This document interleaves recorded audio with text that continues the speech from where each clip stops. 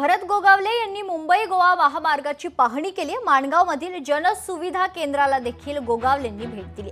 गोगावले यांनी वाहतूक नियोजनाचाही यावेळी आढावा घेतला। यावेळी वाहतूक कोंडी टाळण्याच्या दृष्टीने पोलीस यंत्रणेने केलेल्या उपाययोजनांबद्दल गोगावलेंनी समाधानही व्यक्त केले। तर गणेश भक्तांचा प्रवास सुखकर होईल असं नियोजन करण्याच्या सूचनाही यावेळी गोगावले यांनी दिल्या। संध्याकाळनंतर ट्रॅफिक वाढणार आहे, परंतु जे काय आम्ही सुविधा केंद्र उभे केलेले आहेत त्याची मगाशी गाराला पाणी केली। तिथे चहा, बिस्किट, पाणी, प्रथमोपचारासाठी एक ॲम्ब्युलन्स पण ठेवलेला आहे। जर तशी काय अडचण भासली तर डॉक्टर आहेत। म्हणजे कलेक्टरना मी मगाशी फोन केला, सगळीकडे व्यवस्थित चोख बंदोबस्त ठेवलेला आहे। म्हणजे या वेळेला गणपतीला काय अडचण येणार नाही असं मला वाटतंय। लोकशाही मराठी ऐका, पहा, जागरूक रहा।